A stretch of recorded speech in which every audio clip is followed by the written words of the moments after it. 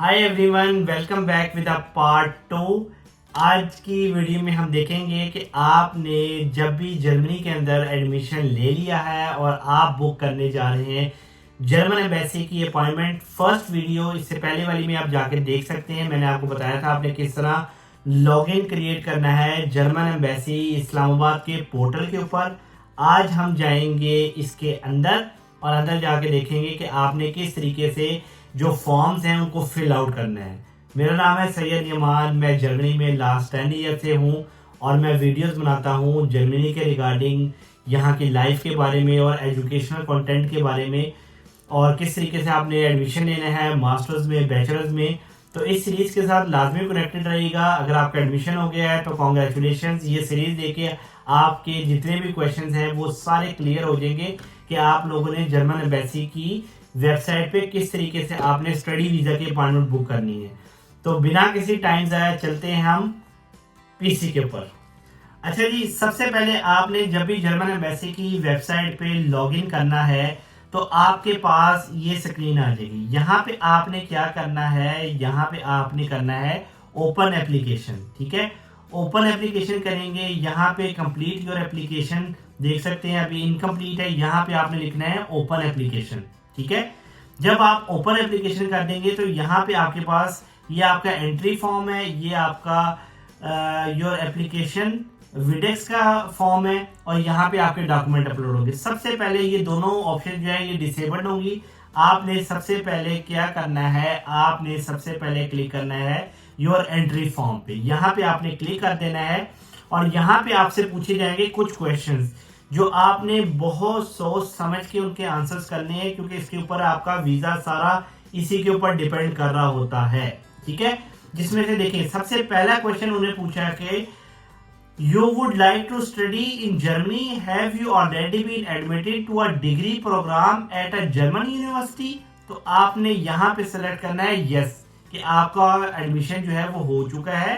यहाँ पे no I would like to travel to Germany, look for a university place. ठीक है, ये ऑप्शन दिए हुए। यहाँ से आपने हमेशा बाकी ऑप्शन भी पढ़ लिए, लेकिन आपने यहाँ पे फर्स्ट ऑप्शन सेलेक्ट करना है। ठीक है, अब नीचे आते हैं, सेकंड ऑप्शन सिलेक्ट करते हैं। कहते हैं do you have a degree from a German school abroad, कि क्या आपके पास डिग्री है जो कि स्कूल फॉर एग्जांपल जर्मनी का कोई स्कूल अब्रॉड में है। तो आपने कहना है नो।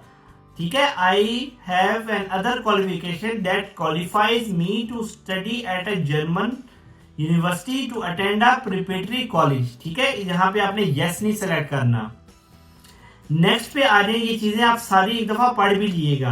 आगे कहता है are you allowed to start studying straight away once you have been admitted, yes. और सेकंड ऑप्शन है no, my admission is linked to a preparatory college that I have to complete before the studying. बाद दफा आपके पास conditional admission letter होता है, या आपके पास होता है कि यूनिवर्सिटी स्टार्ट करने से पहले आप जो है वो आइट्स करें, या यूनिवर्सिटी स्टार्ट करने से पहले आपने कोई प्रिपरेटरी कोर्स करना है। अगर आपका डायरेक्टली एडमिशन हुआ है तो आपने क्या करना है, यहां पे सिलेक्ट करना है यस। ठीक है, नेक्स्ट क्वेश्चन पे आ जाए। नेक्स्ट क्वेश्चन में वो कहता है what kind of degree programme it is. ठीक है, अगर आपके पास ये तीन ऑप्शन है, I have been admitted to a full time degree programme and can start away. अगर आपके एडमिशन जर्मनी में मास्टर्स में या बैचलर्स में हो चुका है और आपने जर्मनी आते ही अपना प्रोग्राम स्टार्ट कर देना है, तो आप करेंगे फर्स्ट ऑप्शन सेलेक्ट। अगर फॉर एग्जांपल आपके एडमिशन लेटर के ऊपर कोई कंडीशन है, जैसे कि आपने आईएलटीएस जमा करवाना है, या आपने यहाँ पे आके फर्स्ट एक सेमेस्टर में कोई 2 सब्जेक्ट क्लियर करने हैं, तो वो होता है कंडीशनल एडमिशन लेटर। अब सेकंड में देखिए I have been admitted to a full time degree programme and can basically start away. Admission is subjected to a condition that is not a preparatory programme. कोई condition लगी हुई है, जैसे कुछ programme में उन्होंने कहा होता है कि आपने जर्मन लैंग्वेज A1 सबमिट करवाना है, हमें एडमिशन तो मिल गया लेकिन उस पर कंडीशन लगी हुई है, तो आपने सेकंड ऑप्शन सेलेक्ट करना है। ठीक है, नेक्स्ट क्वेश्चन पे आ जाए। वो कहता है कि लैंग्वेज स्किल, कहता है do you have level German level B2 आपके पास है। अगर तो आपके पास है तो आपने यस करना है, अगर आपके पास नहीं है तो आपने नो को क्लिक कर देना है। ठीक है, ये क्वेश्चन बहुत इंपॉर्टेंट है, स्टेप बाय स्टेप आपने इन क्वेश्चंस को देखना है। नेक्स्ट में कहता है how will you provide a proof required language for your degree programme. अगर तो आपके डिग्री प्रोग्राम इंग्लिश में, तो आपने यहाँ पे सेलेक्ट करना है I can provide the required knowledge of English language, मतलब of instruction by a mean of a language certificate. इसका मतलब है कि आपने उनको प्रोवाइड करना है लैंग्वेज सर्टिफिकेट, जो कि आईएलटीएस भी हो सकता है और बाकी भी जो जैसे टॉफल है, पीटीई है, वो है। फर्स्ट में देखें, my language skill were tested by university, I can prove this with a letter admission from the university. बाद दफा ऐसे होता है कि आपने उनको जहां पे आपका एडमिशन होता है, आपने यूनिवर्सिटी ईमेल करनी होती है। यूनिवर्सिटी वाले आपको क्या करते हैं, एक लेटर प्रोवाइड करते हैं जिसमें ये चीज लिखी होती है कि आपको आईएलटीएस की जरूरत नहीं है। वो से कहते हैं एग्जेम्पशन लेटर। वो आप यूनिवर्सिटी से बनवा के वो भी जर्मन एम्बेसी में जमा करवा सकते हैं। लेकिन मेरी रिकमेंडेशन आपको यही है कि आप आईएलटीएस कर लें। ठीक है, अब वो कहता है लाइवलीहुड का क्वेश्चन किया उसने। कहता है डू यू हैव जर्मन और EU scholarship that cover your expenses. अगर तो आपको जर्मनी के अंदर स्कॉलरशिप मिल चुका है तो आपने फर्स्ट ऑप्शन सेलेक्ट करना है। अगर आपके पास स्कॉलरशिप नहीं है और आप चाहते हैं कि ब्लॉक अमाउंट में, तो आपने कहना है no I can prove that I can support myself in other ways. अब other ways obviously block amount ही है। ठीक है, नेक्स्ट क्वेश्चन में आ जाए।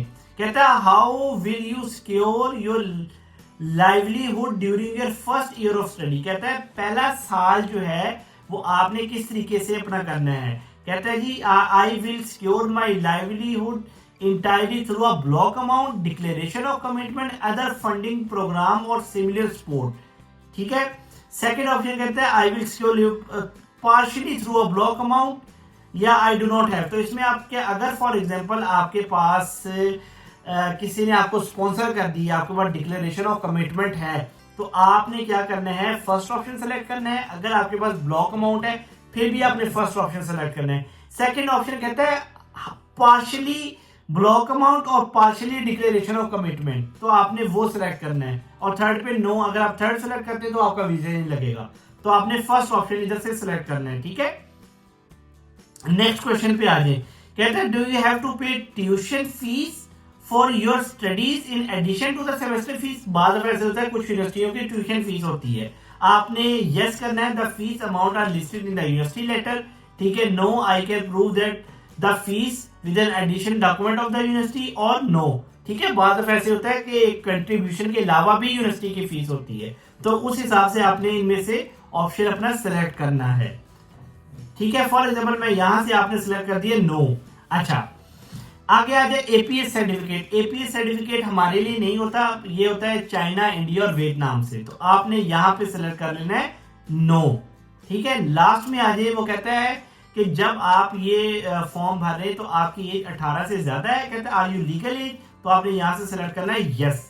जब आप यस सेलेक्ट करेंगे, क्योंकि अगर 18 ऑब्वियसली आप मास्टर्स के लिए आ रहे हैं तो आपकी एज 18 से ज्यादा होगी, और अगर आप बैचलर्स के लिए आ रहे हैं तो 13 ईयर ऑफ एजुकेशन अगर आपकी कंप्लीट है तो आपने यस करना है। अगर कम है तो आपने क्या करना है, नो सेलेक्ट करना है।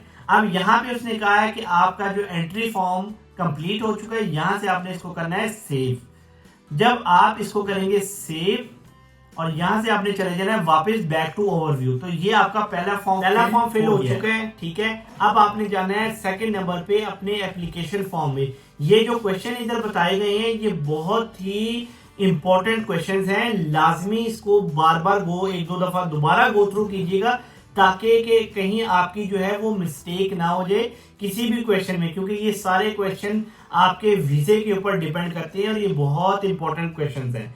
अब नेक्स्ट वीडियो में पार्ट 3 में मैं आपको बताऊंगा कि आपने वीजा एप्लीकेशन फॉर्म कैसे फिल करना है, तो वीडियो के साथ एंड तक जुड़े रहिएगा। पार्ट 3 आने वाला है, ताकि आपके जितने भी क्वेश्चंस होंगे वीजा अप्लाई करने के लिए जो एप्लीकेशन फॉर्म है उससे रिलेटेड सारे क्लियर हो गए, इस सीरीज के साथ कनेक्टेड रहेगा। और एंड में मैं यही कहता हूँ, यूरो वाइब को लाइक करें, शेयर करें और सब्सक्राइब करें, ताकि मजीद इस तरह की वीडियो जो है वो आप लोगों के लिए बनाता रहूं। Thank you.